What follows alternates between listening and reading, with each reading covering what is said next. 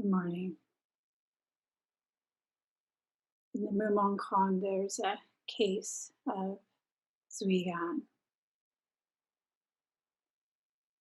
Zhuigan Osho called to himself every day, Master. And he would answer, yes. And then he would say, be wide awake. And he would answer, yes. Do not be deceived by others. No, I won't. It's called Zhuigan calls his master. So I'm going to tell you one more time. Zhuigan Osho called to himself every day, Master, hype. And then he would say, be wide awake. Hype. Do not be deceived by others. No, I won't.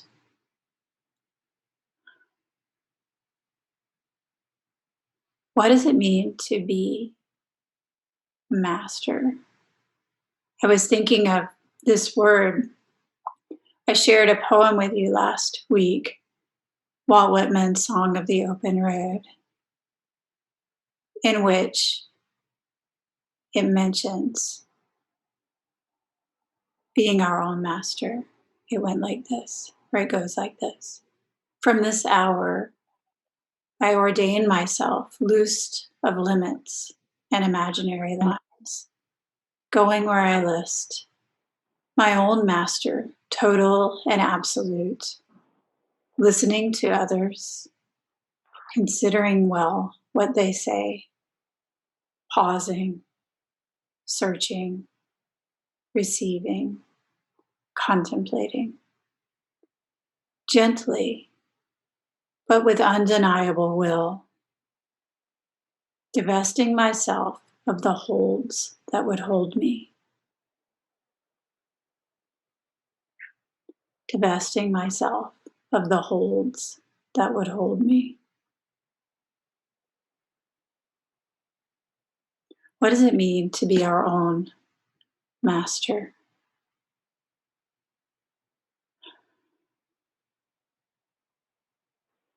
When we hear this word, in English it has a connotation that's not nice. But, the Italian and the French Zen teachers, that's what they're called, master, a maestro. And it has a different flavor, right, in those languages, and not as much of the negative connotation of English, which of course comes out of our 400-year-old history with slavery. What does it mean to be the master of our own minds?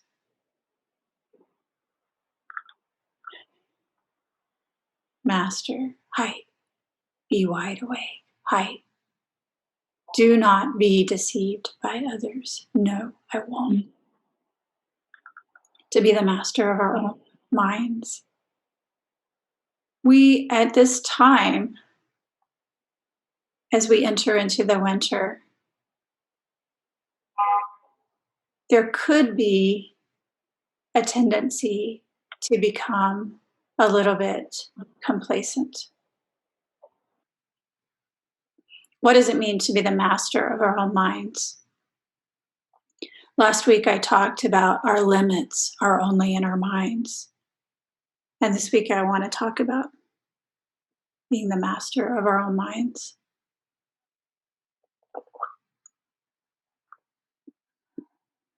As we enter into the winter and we notice the virus is increasing around us, and we notice the days are dark and getting colder, we're spending more time indoors, and we notice this past weekend for Thanksgiving, a lot of people have kind of given up. And I understand that. I understand the need to be connected with others. I think this is so crucial for us to be able to go into the winter together, connected. What I want to encourage you to do, though, is not to give up on your practice and not to give up on being the master of your own mind, whatever that means. What is our own mind? Our own mind is a complete delusion. My mind is not separate from your mind. And what is mind anyway? Mind is this idea of something, but it's more of a collective consciousness, a collective way of being in the world. So, in being the master of our own minds, we can be better in this world for the benefit of others. And what would that look like?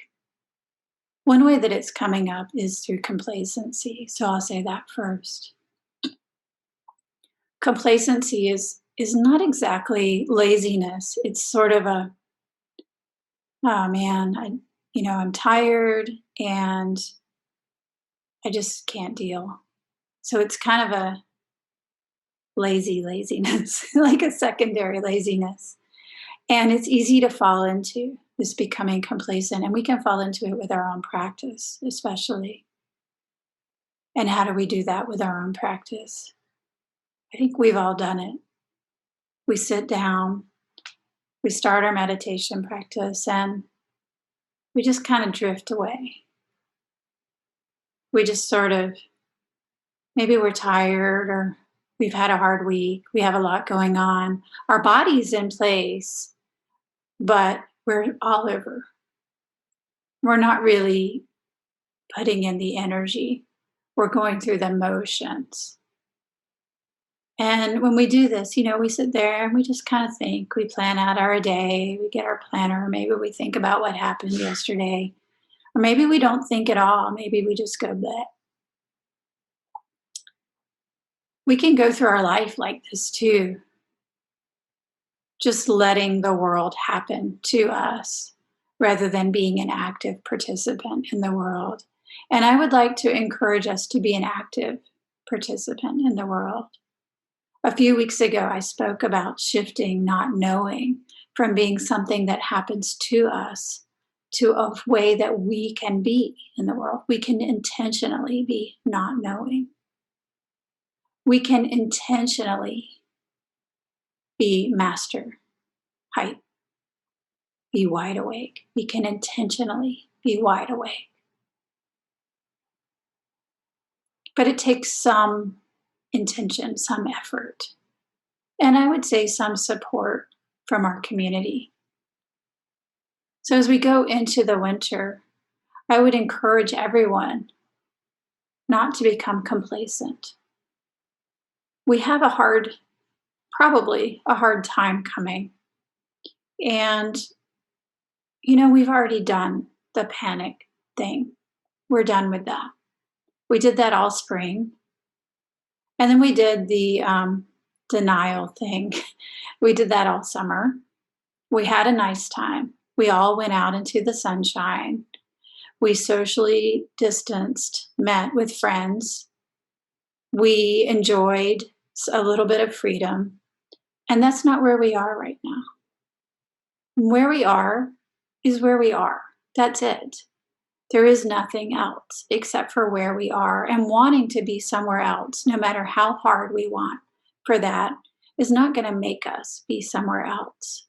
Where we are in this present moment is all that there is. And I want to suggest to you that that is just fine, that that's enough. Everything we need is here, right now. Wanting it to be different from what it is isn't going to change it, and it isn't going to help us. Everything that we need is right here. And as we move into this winter, the holiday season, and beyond, it's time to really come back to the fundamentals of our practice, to return to the basic building blocks of what we do together, sitting together, sharing together, being kind in the world, treating others with respect, bowing internally or externally to everyone we meet as Buddha.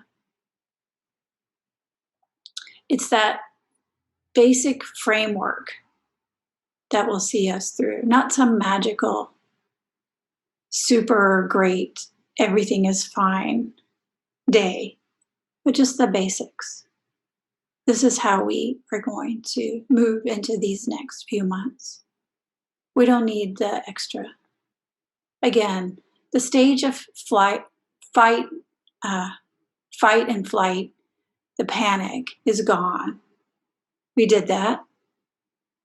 The denial, that's got to be gone. It's time to just be here. Everything we need can be here right now.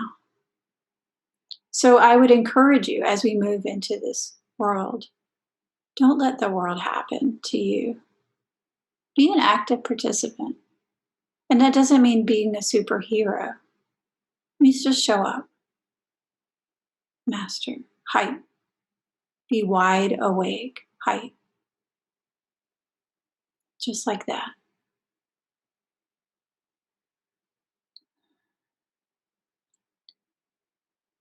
Dogen Zenji, in the fascicle called Continuous Practice, talks about gratitude. And I wanted to weave that in this week because we're just on the heels of Thanksgiving and everybody's been talking about gratitude. What is gratitude really? Dogen Zenji says that continuous practice, day after day, is the most appropriate way of expressing gratitude. Continuous practice, day after day, is the most appropriate way of expressing gratitude.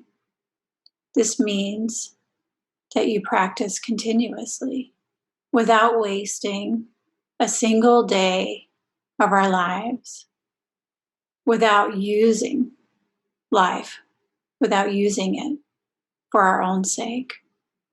And why is this? Your life is a fortunate outcome of the continuous practice of the past. You should express your gratitude immediately. Our lives are a fortunate outcome of the continuous practice of all the Buddhas and ancestors before us. What an amazing thing. We can express our gratitude immediately. When we really feel this in our bodies, our gratitude naturally gushes forth.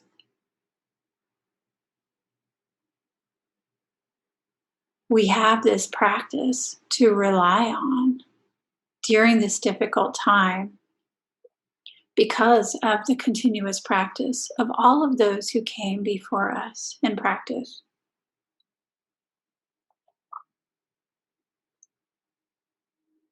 And likewise, we can offer it to all of those who come after us in practice if we really take it seriously. It's not time to coast. It's time just to be here. Maybe it's also not time to do the extra. It's just time to show up, to be fully present.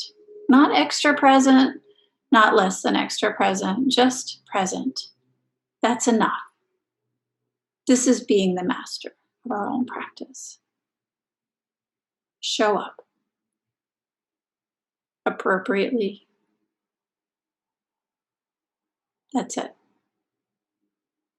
No more. And in doing this,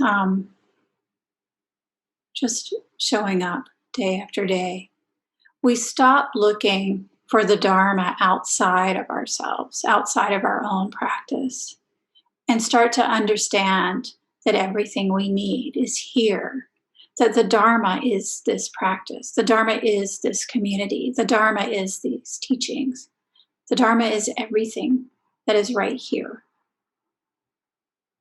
So when we stop wanting that perfect day over there and start really appreciating this day, this moment right here, that is the being the master of our own minds. This is why we remind ourselves every day. We can forget, We need to remind ourselves. Every morning as we start practice, we remind ourselves of our intention.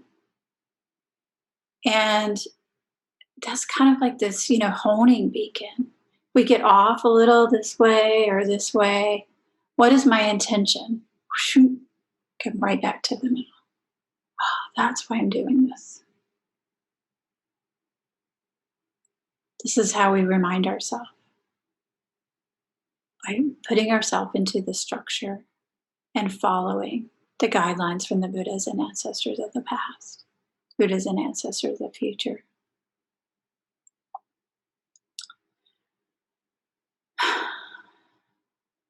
Do not be deceived by others. No, I won't. This is both the trickiest and the funnest part of this koan.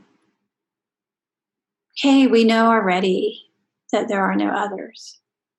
What others are going to deceive us? If there's no separation between self and other, then all right, ha ha ha. Don't be deceived by others. No, I won't. Got that. Check. Do we really?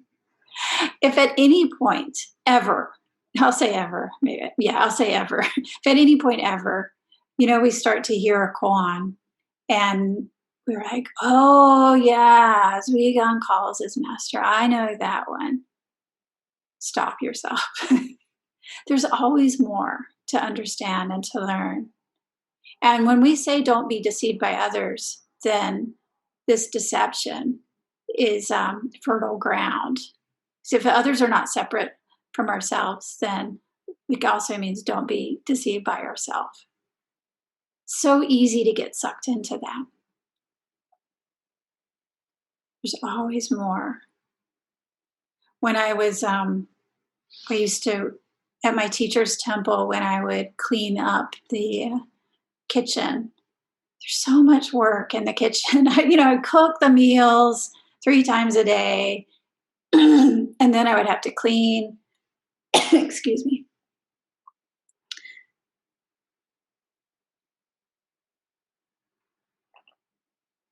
And there was never enough time. Zazen was coming. So I would need to clean, and it's time for Zazen. And I think I would be done. And then I'd find a whole nother pot that I hadn't put away. Or I think I'd be done. Oh my goodness, I forgot to mop the floor. There's always something. So I taught myself this little reminder that was, there's always more. And it was a good reminder, be like, okay, I'm totally done. Tenku, there's always more. Oh, there's the compost. I didn't take out the compost. There was always more. And that was one side of the equation. There is always more. And on the other side of the equation, is there's always more. We will never do all of it. There will always be more beings to be saved. Beings are numberless, and yet we vow to save them. There's always more, and yet this is enough. There's always more, and yet the bell for Zazen is ringing. It's time to go. There's always more, and yet here I am. This is how we learn not to be deceived by others. We show up in this moment. We do what we need to do in this moment, but we don't not show up, or we don't half show up, or even 2/3 show up. We show up fully. In The Right Use of Power Training by Cedar Barstow, she uses a principle she calls the 150% principle. And it goes like this. In terms of power, There's always a person who has the greater power or the up power, and someone who has less power. Or maybe not always, but there are equals to there's an up power person and down power. When we think of this, we tend to think that all of the responsibility belongs to the up power person. And this up power person does indeed have increased responsibility. But the down power person does not get a pass. So the way that she teaches it is that up power and down power each have 100% responsibility. And the person in the up power position, for being in that up power position, gets a bonus of an extra 50%. So this person has 150% responsibility. So again, both have 100% responsibility. The down power person doesn't get 80, 70, 60% responsibility. They don't get a pass. They must show up fully, even as the person in the up power position has that extra layer of responsibility. So both must have 100%. When we think that we are deceived by others, we're dipping down into this 80, 70% range. And that's when we're letting the world happen to us. We start blaming or making excuses. It's always someone else's fault. Maybe it's someone else's ourselves. Maybe it's our own fault. Maybe it's the fault of the weather, the fault of society, the fault of this virus, the fault of some other person. When we get into that, we're dipping down. So again, this is that time I want to invite you. Show up 100%. Whatever that 100% is in this moment. 100% doesn't mean more than we can do. And it also doesn't mean less than we can do. So not being deceived by others is taking full responsibility for our own practice, for our own minds. And we can do this with help from the community, from the Sangha. We have the teachings as a guide. We have our own practice as a guide. And we can't do this if we don't show up. This is where we are right now. It's time to just do the boring, everyday practice of showing up. That's it. Nothing fancy, nothing less than fancy, just doing it together and supporting each other to do it. And in doing so, in this continuous practice, we'll notice that gratitude starts to very naturally kind of gush forth from our pores. Dogen Zenji in continuous practice also says,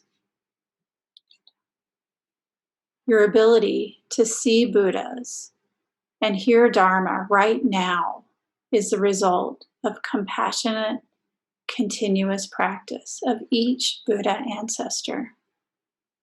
Without the one-to-one transmission of Buddha ancestors, how could the Dharma have reached you today? You should gratefully repay the beneficence of having received one phrase, one Dharma. How much more beneficent is the unsurpassed great Dharma, the treasury of the true Dharma I? How could you not repay it with gratitude?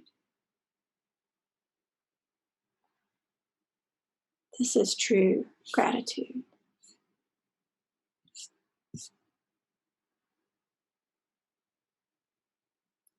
Continuous practice, day after day, is the most appropriate way of expressing gratitude. If you want to express gratitude for our healthcare workers, Yeah, you can clap. And continuous practice, day after day, is the most appropriate way of expressing gratitude. If you want to express gratitude to your life, to this breath that we have, that we understand is so precious, continuous practice, day after day, is the most appropriate way of expressing gratitude. As we practice again, as we let go and continue showing up, gratitude starts to very naturally rise up in us.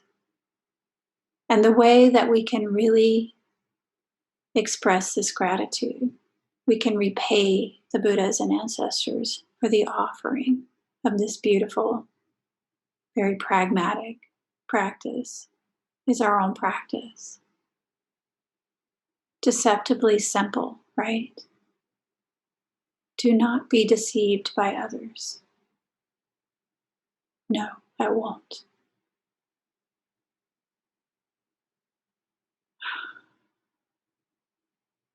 From this hour, I ordain myself loosed of limits and imaginary lines, going where I list, my own master, total and absolute, listening to others, considering well what they say, pausing, searching, receiving, contemplating, gently, but with undeniable will, divesting myself of the holds that would hold me.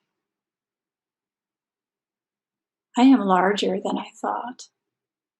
I did not know I held so much goodness.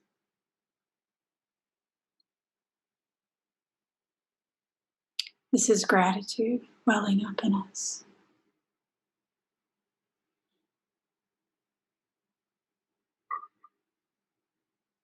Continuous practice. This is what I wanted to say today, and I'd like to close with a poem somebody read this week at a Thanksgiving gathering that touched me so deeply. It's by Maya Angelou, and it's called simply Continue. Into a world which needed you, my wish for you is that you continue. Continue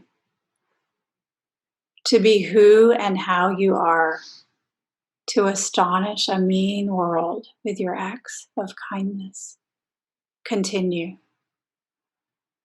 to allow humor to lighten the burden of your tender heart. Continue in a society with cruelty to let the people hear the grandeur of God in the peals of your laughter. Continue to let your eloquence elevate the people to heights they had only imagined. Continue to remind the people that each is as good as the other and that no one is beneath nor above you. Continue to remember your own young years and look with favor upon the lost and the least and the lonely. Continue to put the mantle of your protection around the bodies of the young and defenseless. Continue to take the hand of the despised and diseased and walk proudly with them in the high street. Some might see you and be encouraged to do likewise. Continue to plant a public kiss of concern on the cheek of the sick and the aged and the infirm, and count that as a natural action to be expected.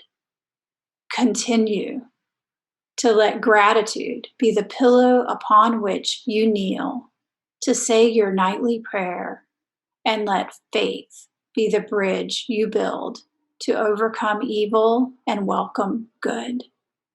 Continue to ignore no vision, which comes to enlarge your range and increase your spirit. Continue to dare to love deeply and risk everything for the good thing. Continue to float happily in the sea of infinite substance, which set aside riches for you before you had a name. Continue. And by doing so, you and your work will be able to continue eternally. Thank you.